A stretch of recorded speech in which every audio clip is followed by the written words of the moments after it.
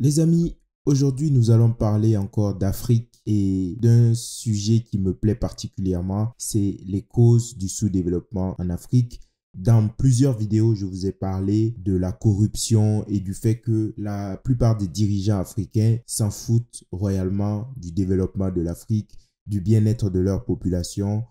Tout ce qui les intéresse, c'est de pouvoir se remplir les poches et de se mettre bien eux ainsi que toute leur famille, tout leur clan, toute leur tribu. Beaucoup de gens ne comprennent pas exactement ce que je veux dire et aujourd'hui, je suis tombé sur une vidéo qui illustre bien mon propos. C'est une vidéo qui est authentique et ça montre un peu l'état d'esprit des présidents africains. Vous allez voir que beaucoup de pays africains ne sont pas encore prêts de s'en sortir parce que leurs dirigeants n'ont pas encore décidé d'enclencher la marche du développement. Avant tout, n'oubliez pas de vous abonner, de liker, de partager et de commenter. C'est très important pour que la chaîne continue à grandir. Et on est parti pour cette nouvelle vidéo qui a été publiée par Histoire d'Afrique, qui dit quelle humiliation des inconscients. Alors, regardons un peu ce qui se passe. Je vous donne un peu le contexte. C'est un président africain, le président de la Guinée-Bissau, qui est de passage à Paris et qui est interviewé par Alain Foucault, qui est un journaliste qui a travaillé à RFI. Je ne sais pas de quand la vidéo date, mais je pense qu'elle ne date pas de très longtemps en tout cas. Vous verrez ce qui se passe. Alors, que venez-vous faire en France à un moment où il y a une urgence sanitaire dans votre pays? Je viens faire mon contrôle médical. Vous savez que donc en Guinée-Bissau, malheureusement, on n'a pas assez développé en matière de santé. Vous voyez déjà, le cadre est posé. Un président africain qui a le culot de venir se soigner en France et qui le dit en fait. Beaucoup le font, hein, que ce soit des présidents, des ministres, toutes les personnes qui ont un peu d'argent. Lorsqu'ils ne se sentent pas bien, le premier réflexe, c'est de se dire on va aller en France, on va aller aux États-Unis, on va aller dans des pays où on peut se soigner.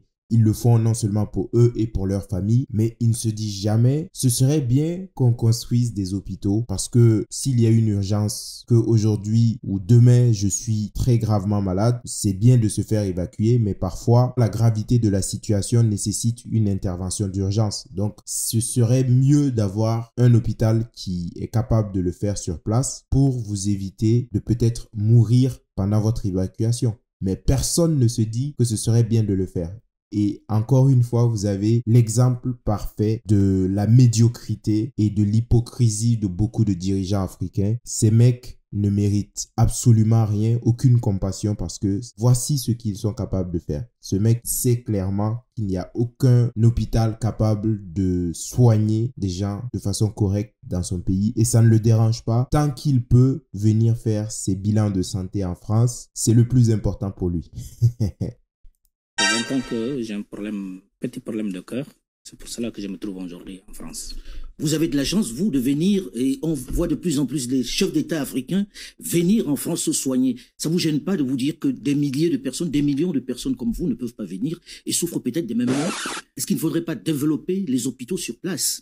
Moi, Voilà, c'est exactement ce que je disais. Et c'est bien, ce journaliste a au moins le mérite de poser les bonnes questions. On va voir comment il se défend, ce président.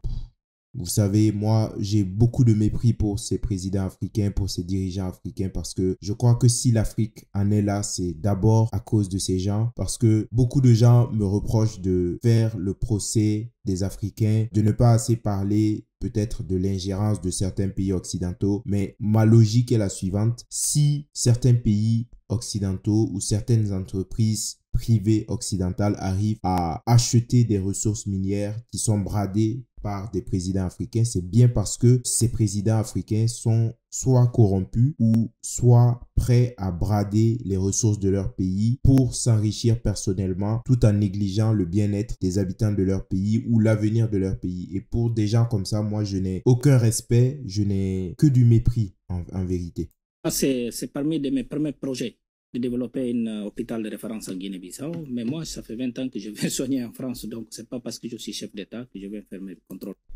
Bon, voilà son explication un peu foireuse. Il dit, moi, ça fait 20 ans que je viens me soigner en France. Je n'ai pas attendu d'être président pour venir me soigner en France. Mais j'ai regardé un peu le parcours de cet homme. Avant d'être président, il a été premier ministre. Il a occupé différents postes ministériels. Il a toujours été à des postes importants dans son pays. Donc, même s'il n'a pas attendu d'être président, toujours est-il qu'il était payé par les deniers publics. Il était mis à des postes où c'est encore les ressources de son pays qui lui permettaient de vivre et de venir se faire soigner comme il le voulait en France. Et c'est profondément malhonnête de sa part de dire oui, je n'ai pas attendu d'être président. Oui, tu n'as pas attendu d'être président, mais comme je le dis encore, il n'y a pas que les présidents qui viennent se soigner en Europe, il n'y a pas que les présidents qui ont les moyens de se soigner à l'extérieur et il n'y a pas non plus que le président qui se gave des deniers publics et des ressources de leur pays. Ça, c'est bien connu. Pour le médical en France, mais c'est dans mes premières lignes de pensée de bâtir un hôpital de référence en Guinée-Bissau. De bâtir un hôpital de référence en Guinée-Bissau. C'est une promesse, vous bâtirez un hôpital parce que peut-être qu'il faudrait que chaque chef d'État qui arrive puisse en bâtir pour qu'on puisse avoir un cadre de santé adéquat. C'est pas une promesse, c'est une chose que je vais faire dans les médias. Ok, donc il dit que c'est une de ses préoccupations principales de construire un hôpital dans son pays. Je ne sais pas depuis combien de temps cette vidéo a été tournée, mais je sais que ce type est président de son pays depuis 2020. J'ai regardé un peu, il s'appelle Umaro Sissoko et il est président de Guinée-Bissau depuis 2020.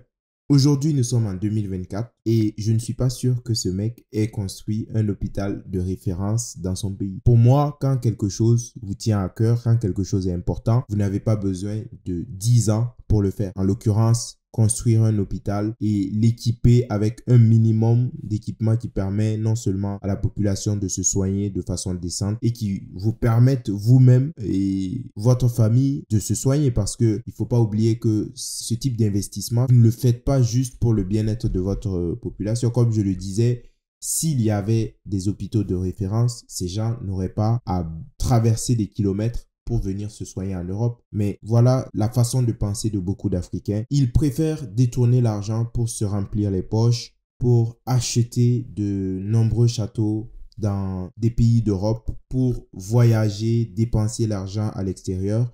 Mais ils ne pensent jamais à doter leur pays des infrastructures minimum. Je me plains de ça parce que quand vous voyez un pays comme la Chine, je sais qu'il ne faut pas comparer l'incomparable, mais la Chine est capable de construire des villes entières en moins de 5 ans. On l'a vu un peu avant le Covid, il y a quasiment des villes entières qui ont été construites et qui malheureusement aujourd'hui ne sont pas occupées parce que peut-être qu'ils ont vu trop grand. Mais si ce président africain tenait vraiment à construire un hôpital de référence en Guinée-Bissau, il l'aurait fait parce que la Guinée-Bissau est un pays qui demeure assez pauvre, même si je ne comprends pas pourquoi, parce qu'ils ont du pétrole, ils ont du bauxite, ils ont de nombreux autres minerais qui sont exploités, mais malgré tout, le pays reste encore dans une pauvreté certaine. Et c'est le cas dans beaucoup d'autres pays africains. Quand on prend le cas du Congo, le Congo-Kinshasa par exemple, le cas du Tchad aussi. Il y a beaucoup de pays comme ça qui ont des ressources qui leur permettraient au moins de mettre la population dans de bonnes conditions, même si toute la population ne vivrait pas dans des conditions minimales.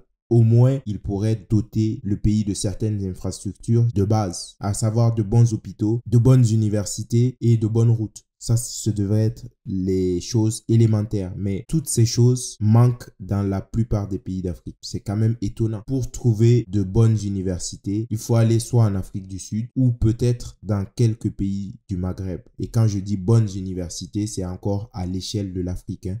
Parce que même ces universités n'ont rien à voir et ne pourraient jamais être comparées à des universités occidentales. Mais c'est dans ces pays, en Afrique du Sud et dans quelques pays du Maghreb, qu'il y a des universités qui tiennent la route. Je pense que l'Afrique vaut mieux que ça. Et si vous voyez que je suis véhément, je suis virulent contre les Africains, contre les populations africaines, c'est aussi à cause de tout ça. Et la population le voit, la population sait que ses dirigeants sont corrompus jusqu'à la moelle et malheureusement, elle a fini par baisser les bras. Elle n'ose même plus se révolter parce que toutes les fois où il y a eu des révoltes, toutes les fois où il y a eu des protestations, soit elles ont été durement réprimées ou soit elles ont réussi, mais peu après, les personnes qui ont été mises au pouvoir ont juste continué ce qui se faisait et au final, la population finit par perdre totalement espoir. C'est le Covid qui a un peu empêché le démarrage de cet grand ouvrage en Guinée-Bissau. Et il s'explique en disant que c'est le Covid qui l'a empêché de démarrer cet ouvrage, la construction de cet hôpital de référence. Nous sommes en 2024, on attend toujours. D'après mes recherches, rien n'a été fait, ça ne m'étonne pas. En tout cas, voici la situation. Moi, je vous dis merci d'avoir suivi cette vidéo. N'oubliez pas de vous abonner, de liker, de partager, de commenter. Et je vous dis à bientôt pour une prochaine vidéo. Ciao.